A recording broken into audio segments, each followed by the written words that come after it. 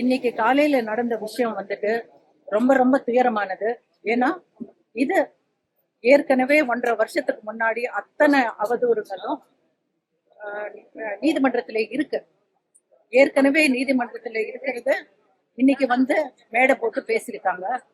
அதே ஒரு 1.5 வருஷத்துக்கு முன்னாடி மறைமுகமா நிறைய அவதூறுகளை பொய்யான விஷயங்கள்லாம் பரப்புனாங்க.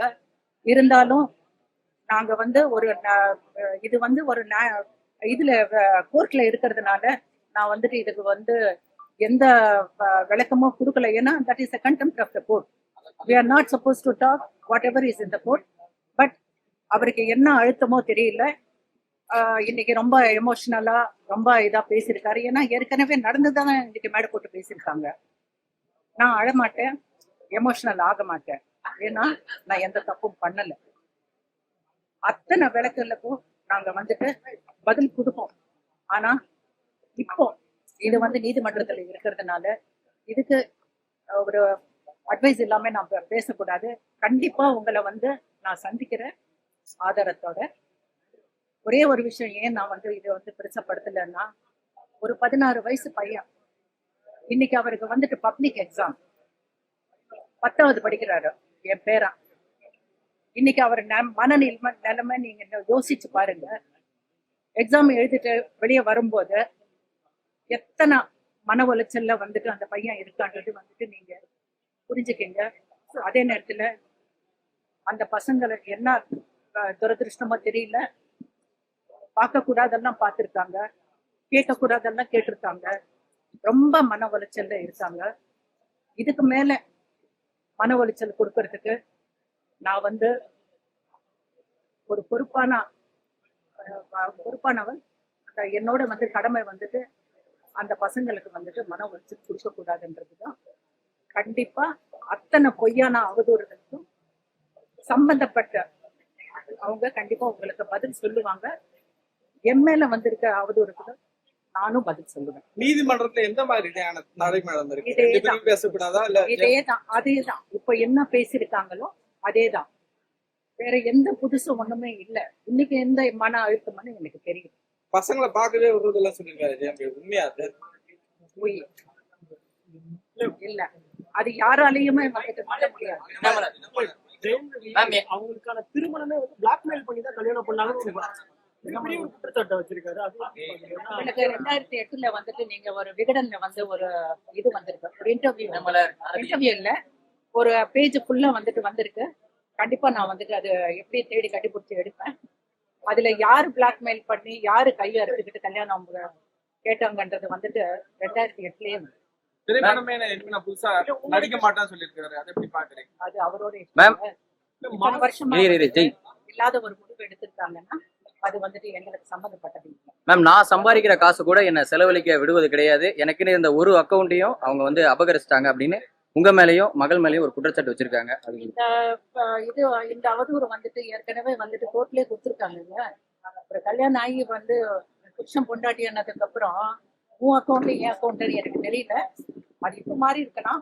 ஆனா ஒரு குடும்பமா இருக்கும்போது எல்லாமே ஒண்ணுதான். உங்களுடைய மருத்துவ செலவுக்கு கூட மாதம் 25,000 ரூபாய் பணம் கூட அவரு தான் அனுப்பிச்சு விட்டு வந்ததா அவர் ஒண்ணு சொல்லியிருக்காரு.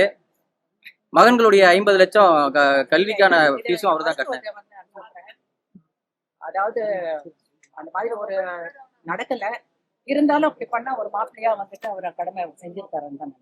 மேடம், சைபர் மகள் அவருடைய மருமகன் அவரையும் கூப்பிட்டு வச்சு இவர் தப்பிச்சு வந்துட்டாரு, இவர் டைவர்ஸ் வாங்கிட்டாரு அப்படின்ற மாதிரி சொல்லியிருக்காரு. இதை பத்தி நான் பேசினேன்னா அவருக்கு ஏற்கனவே கல்யாணம் ஆகி குழந்தையோட இருக்காரு. இன்னொரு பொண்ணு வாழ்க்கையை நான் இருப்பதுதான் இல்லை.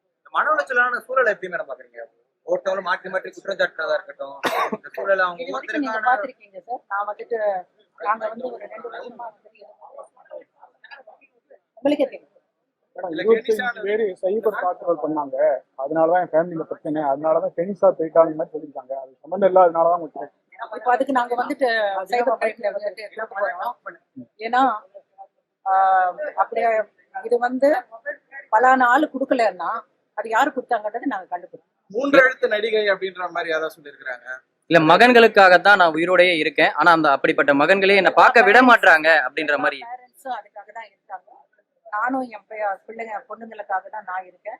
நான் பெத்த பொண்ணுங்களை நான் பாத்துக்கிறேன். அவங்களும் பெத்த பசங்களை அவங்க பார்க்க விட மாட்டாங்கன்ற ஒரு குற்றச்சாட்டு வைக்கிறார். பார்க்கணுன்றது வந்துட்டு பொறுப்பேத்துக்கணும். அவங்களோட வந்துட்டு வாழ்வாதாரத்தை பார்க்கணும். கடைசியா ஜெயம் ரவி அவங்களோட பசங்களை எப்போ பார்த்தாங்க? 2 வருஷத்துல வந்து 2 வாட்டி கூட நான் உயிருக்கு கூட உத்தரவாதம் கிடையாது, நான் வந்து என்ன நாள் இது பண்ணிடுவேன். ஆனா போக முன்னால நான் வந்து நிறைய விஷயத்த சொல்லிட்டு போக மாதிரி நீங்க ரொம்ப இதா சொல்லிட்டாங்க சார். 2 வருஷத்துக்கு முன்னாடி வரைக்கும் எந்த பொறுப்பு இருந்தாலும் நாங்க ஏத்துக்கலாம். 2 வருஷத்துக்கு இந்த ஆல்மோஸ்ட் 2 இயர்ஸ் ஆகுது. இப்போ அவர் என்ன முடிவு எடுத்துக்கிறாரோ என்னன்றது வந்துட்டு அவரோட பர்சனல். இருந்தாலும் கூட அவர் மேல மரியாதை வச்சிருக்கோம். இது வரைக்கும் எந்த தப்பும் பேசுனது இல்லை. இனிமேல வந்துட்டு ஃபியூச்சர்ல கூட பேசணும். தொடர்ந்து ஆர்த்தி அவங்களுக்காக வந்து குரல் கொடுத்து நிறைய நடிகைகள் பேசினாங்க. அதுல குறிப்பா வந்து 3 எழுத்து இட்லி பேர் கொண்ட நடிகைன்னு சொல்லியிருந்தாங்க.